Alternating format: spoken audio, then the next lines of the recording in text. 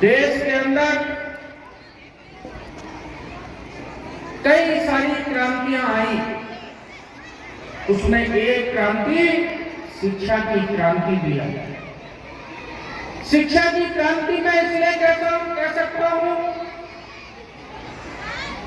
कि चाहे वो मेडिकल शिक्षा हो और चाहे वो बेसिक शिक्षा हो, चाहे वो कॉन्वेंट में स्कूल हो, पढ़ाई के अच्छे माहौल के लिए, अच्छे वातावरण के लिए अच्छी कानून व्यवस्था की आवश्यकता होती है, अच्छे माहौल की आवश्यकता होती है।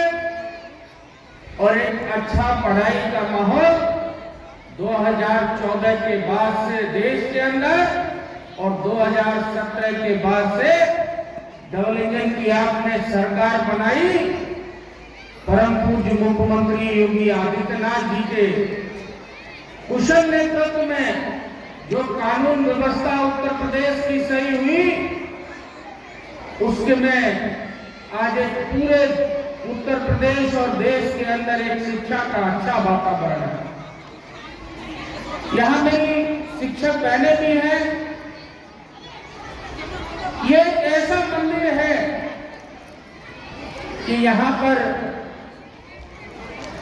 इस शिक्षा के मंदिर में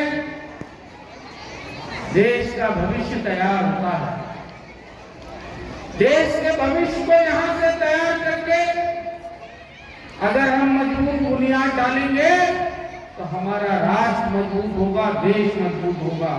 और ये भारत देश वो भारत देश है कि जहां निचकेता जैसे बालक ज्ञान की खोज में धरती और आसमान एक कर देते हैं। ये भारत वो भारत देश है जहां इतनी कम उम्र की अवस्था में भी वीर अभिमन्यु कठोर चक्रियों को तोड़ देते हैं। ये वो भारत देश है। ये देश वो भारत देश है कि जहां बालक ध्रुव एक ऐसी कठोर तपस्या करता है कि आज उसकी तुलना में किसी से नहीं की जा सकती। ये भारत देश वो भारत देश है कि जहां एक कम उम्र का बालक चंद्रगुप्त एक साम्राज्य का नेतृत्व करने की ओर कदम बढ़ा देता है।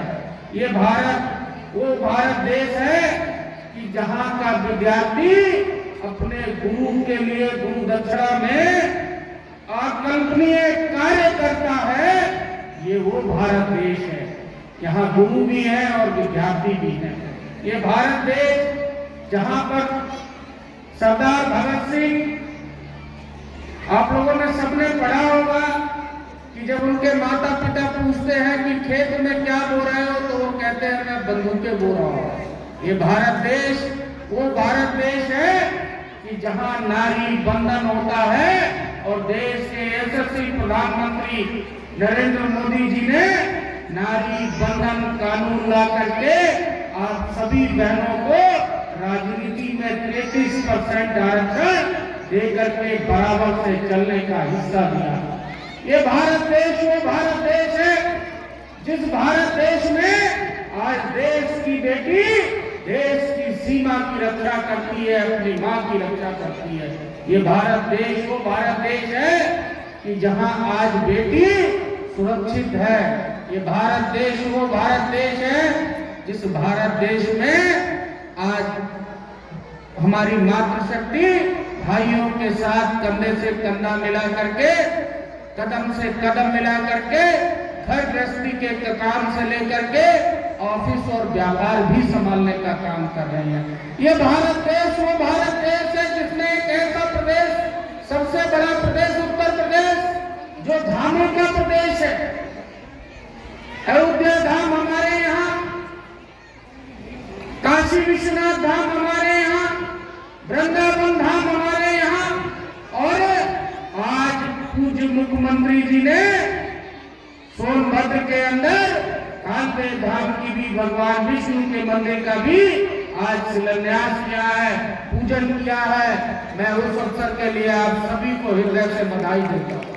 बहनों भाइयों, थोड़ा समय की सीमा है। आज प्रधानमंत्री जी का भी कार्यक्रम है, मुझे वापस पीलीभीत पहुंचना है।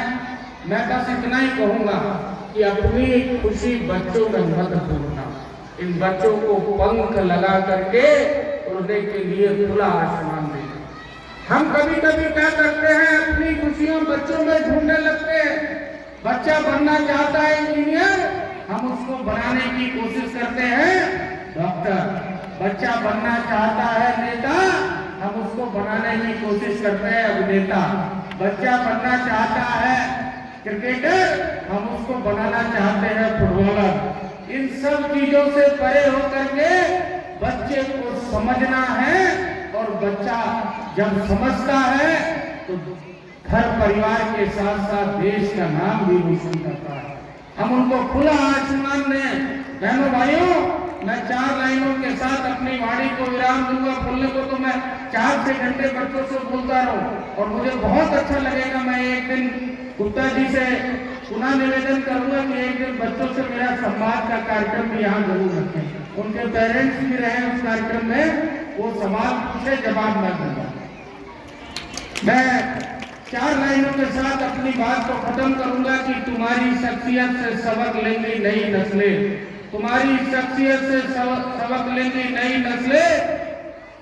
वही मंजिल तक पहुंचा है जो अपने पांव पे चलता है, वही मंजिल पे पहुंचा है जो अपने पांव पे चलता है। दुओ देता है कोई नाम खानदान का, दुओ देता है कोई नाम खानदान का, और किसी का नाम मैसूर होकर गांव चलता है। ये बातें अपने आप में सबका सार है। आज जो बच्चा आज आपके IAS 3 बीसलपुर से है, उस परिवार के नाम के साथ साथ बीसलपुर का नाम होता है, जनपद का नाम होता है, और उनका गांव उनके नाम से पहचाना जाता है। बहनों भाइयों, डेवलपमेंट सरकार ने काम बहुत किया है। मैं किसी दिन फुर्सत में बैठूंगा तो रहूंगा तो जरूर आप लोगों से खूब बात करूंगा। मेरी यहाँ बहुत सारी मातृशक्ति बैठी है। आप सबके चरणों में वंदन करते हुए, नमन करते हुए, आपसे आशीर्वाद लेते हुए, और एक संकल्प भी आपके साथ दोहराते हुए कि अब की बार 370 पार हम खिलाएंगे ना। 370 पार खिलाएंगे। ये संकल्प इसलिए लेना है क्योंकि देश है, राष्ट्र है तो हम हैं, और देश में मोदी जी हैं तो मुमकिन है। मोदी जी हैं तो सब कुछ संभव है, और बच्चों को शिक्षा देना मोदी जी की गारंटी है। मातृशक्ति को बंधन करना, मातृशक्ति की सुरक्षा करना मोदी जी की गारंटी है। मैं इसी सब बातों के साथ आप सब से पुनः आशीर्वाद देते हुए, इन बच्चों के उज्जवल भविष्य की कामना करते हुए इतना कहूंगा कि बस ये बच्चे ही कल के भारत के कर्णधार हैं। शिक्षकों से भी कहूंगा कि मुझे 4 लाइनें और याद हो गई। एक बार एक कुम्हार एक चाक पे मिट्टी से कुछ बना रहा था।